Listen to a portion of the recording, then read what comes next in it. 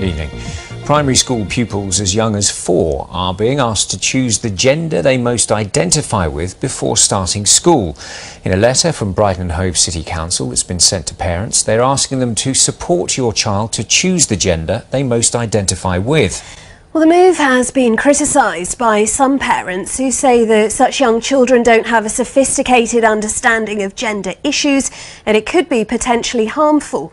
But the council defended its actions as a response to the requests of families. I would say that 4's far too young to be asking that question, and it complicates the scenario that doesn't need to be complicated. I just thought it was a bit odd. I didn't think it was a question that needed to be asked so early in life. I'm afraid this is symptomatic of what's going on across the country. Gender issues, gender identity, sexual issues are being foisted onto 4 and 5-year-olds. For heaven's sake, let's give these children a childhood. We can deal with these problems later in life.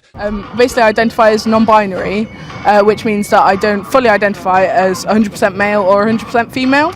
The form sent to parents of 4-year-olds starting school had a gender section, then, underneath, the following 2 sentences.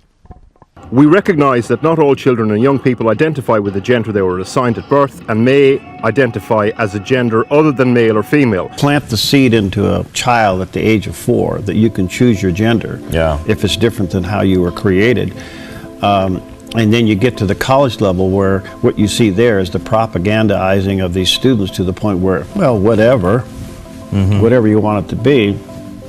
Where does this ultimately lead? Where is this ultimately going to go? Where are their fluid standards of evaluation? I mean, clearly it's not based on any moral standpoint or any evidential standpoint. It's their opinion about it.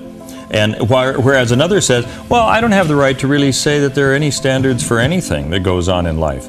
Now, that is the world that we are up against. I think this, whereas we think we're talking on a common level of uniformity to say, you know, there is right, there is wrong.